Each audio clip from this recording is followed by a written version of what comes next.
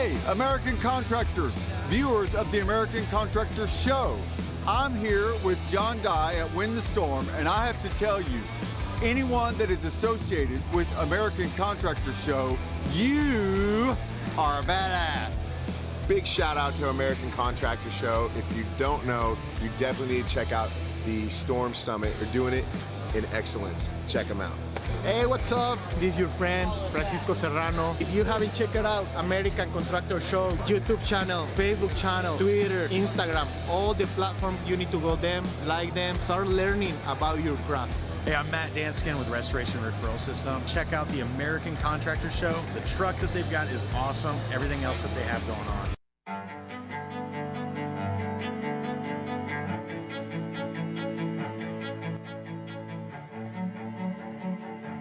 This is Larry Bache with the Merlin Law Group, helping policyholders for more than 30 years.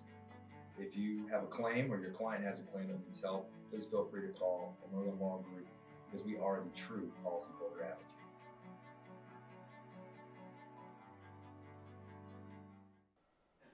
What's going on, everybody? Meteorologist Frank Aitano here, live from the Hail Palace for your daily hail and wind forecast. As always, sponsored by C3 Group, Merlin Law Group, and the American Contractor Show. Make sure to go check those guys out in the description to this video. We do have a risk for the Ohio Valley today for some hail, potentially up to golf ball size, so we could see some hail up there, as well as further south, but the risk gets a little bit less the further south you go for hail specifically. And then the East Coast gets its shot at some severe weather tomorrow as the system that's producing the storms today continues to transition eastward towards the coast, and we have a couple areas to look at for there. And then after that moves off the coast, we have our first major system on the horizon, potentially 3 straight days of severe weather, significant severe weather next week. So we'll talk about that at the end of the video. We got a couple events to talk about. Andrea is going to be giving our 2022 hail forecast at the American Women in Roofing get together on Wednesday. That's AKW Roofing and Exteriors up in Tulsa. It's going to be on March 23rd at 11:30 a.m. So go up there on Wednesday and see her give the forecast. And then at the end of the month, we got the Orca Mini Roundup. I'm talking about this for several days now. It's going to be here in Oklahoma City at Central Home Builders at 420 East Britton Street, and that's going to be on March 29th. So make sure you head over there and get your discount off of an Orca membership for going to that as well. Take a quick look at yesterday's storm reports. We had some hail here in Oklahoma, some scattered wind reports. Those hail reports down in the DFW were actually sub-severe reports, so no severe hail down there. But we did have some hail in Oklahoma. And then we moved down to the southeast. This is early this morning. Technically it goes on yesterday's storm reports. We had some wind move through eastern Mississippi and western Alabama, and those storms are, that line of storms is still going on right now, and I'll show that to you right here in our current conditions. Let's zoom in on that. So we got this big complex of storms, huge MCS going there. It's working its way eastward, a couple of tornado watches in the area.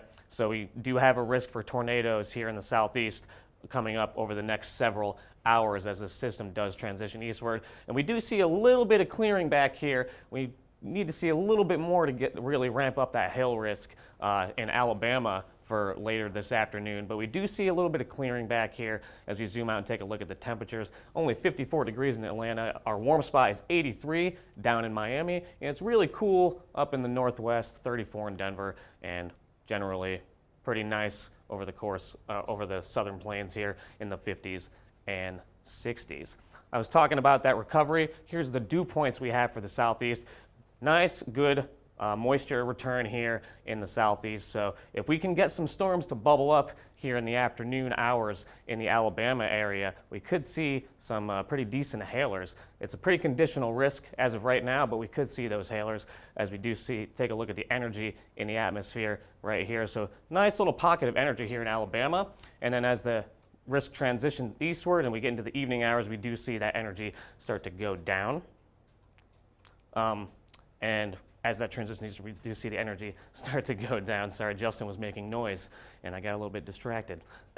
Here's the radar for today. We do see some storms popping up here in the afternoon around Paducah, and they transition northeastward. So Not really great energy up there, but we do have a good temperature profile right now. Really cool temperatures in the mid-levels, so that's really great for hail production. So if we can get some rotating updrafts with these storms, we could see some hail up to golf ball size up in that area. As this risk transitions northeastward, we do see some more cells popping up throughout the evening hours up towards Louisville, and up towards Louisville, and that just continues to go northeastward till the risk is done as we get into the overnight hours. And we'll hop down to the south here and show you the risk for this afternoon. We see a couple cells popping up here on the models. Like I said, this is a pretty conditional risk, so if we can get those storms going, we could see some hail up to golf ball size out of these around the Birmingham and Montgomery area. And then we do see our line of storms here transitioning eastward throughout the rest of the day. And it's been pretty consistent showing those storms pop up. So hopefully we can get those storms to actually happen this afternoon, and Alabama and the models, be onto something and be correct this time. So we do see that work its way off the coast into the overnight hours going into tomorrow. Here's my forecast max hail size for today. I said it a couple times, I'm going for golf balls. I think that's probably going to be our biggest hailstone today out of those storms. Maybe squeeze one a little bigger, but we'll see. I'm forecasting for golf balls. Here's what that's going to look like graphically. Let's zoom in to our hail forecast area.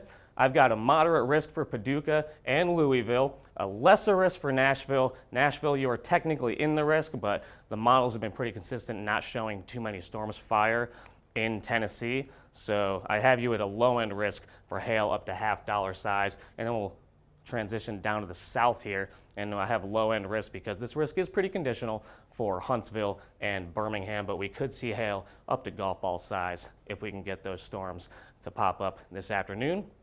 Here's our wind forecast for you guys from that line of storms. Tornadoes are possible. I've got a pretty elevated risk for Dothan, Alabama, as that transitions eastward, and we have moderate risk for Tallahassee and Valdosta. I hope that's how you pronounce that. And then a lower end risk for just south of Atlanta down into Macon, Georgia. Our biggest risk here, though, is for the strong winds and tornadoes down here the further south you get as that line transitions towards the east. Let's take a look at what that's going to do for tomorrow. We do see these storms hanging around in the morning and afternoon as this transitions eastward off the coast. Some cells popping up here to the south and southeast. And then that is going to transition off the coast by the late evening hours. And then Sunday's going to look pretty quiet pretty much across the entire country. We do have a second risk area to talk about, though, once this goes through.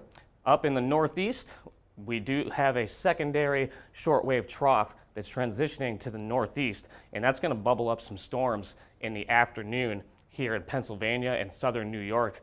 You see these storms starting to pop up around 4:30 in the afternoon Central Time, so it's around 5:30 in Eastern Time, and those are going to transition towards the northeast, and then that risk is going to die down as we get into the evening and overnight hours. Let's take a look at the graphics for that. Zoom in here to the southeast. A low-end risk for Jacksonville for wind tomorrow. I've got a moderate risk for Savannah. This is supposed to be a moderate risk for Charleston. I apparently didn't save that icon, so that's supposed to be moderate risk. And a moderate risk for Wilmington. We'll move up to the northeast here. And then a low-end risk for Virginia for gusty winds up to 65, 70 miles per hour if you can get a good storm to go through any of these areas. And then we'll pop up to the north here, and I've got moderate risk for winds between 60 and 70 miles per hour for State College and Binghamton, New York. All right, so now let's talk about the system that's supposed to be coming in next week. This is where we're at right now. We have this trough. It's kicking off to the east, and this broad trough kicking off to the east as well. And then this is what we're looking at, this trough back here to the west. So this is going to dig down into the southern plains and become negatively tilted. And that's what we want to see if we want to see supercell thunderstorms in the plains. So we'll see this negatively tilted trough fire off supercell thunderstorms generally in the southern plains and southeast area. So I'm thinking, Dallas, DFW points south and east, and then eastward from there into Louisiana and the Shreveport area for Monday. And that's going to transition to the east, and then we're going to see that risk move to the east throughout the week. So we're going to see that around the southeast on Tuesday, and then the southeast and east coast on Wednesday as that system transitions eastward and we develop a broad trough over the center of the country. And then we see this high amplitude pattern. So I think we're about to get into a pattern where we're going to be seeing these troughs kick out pretty often. So what's that look like for our look ahead forecast? As I mentioned, this is the area I'm looking at for Monday, and then we're going to see that move to the east for Tuesday as we look at the southeast and the deep south, and then the southeast for Wednesday towards the east coast, possibly on Wednesday evening. And since we're talking about that big system, we've mentioned a couple times now, we are going to start naming these really high-end, multi-day, severe weather risk storm systems. So they do have to be significant and produce multiple consecutive significant severe weather days. Must exist for potential for 3-star maps or a tornado outbreak on multiple days. Pop-up storms, those low-end risks and the risks that aren't really around high population centers, they're not going to be named. So if we see those in like the high northern plains and the high plains, not too many people up there, so we're not going to be naming those ones. And if we do get a very significant event, we're going to retire those names. Think of it kind of like how they do with hurricanes. And here's a list of the names that we've got. Andrea is going to be first up, and it's starting to look like we're going to end up naming this system Andrea because of the way the models are consistently showing that we're going to get some good severe weather risks next week, consecutive days. So I'd expect to be seeing that one be named Andrea before we get into next week, and there I am. So hopefully we can get to me. That'd be pretty fun.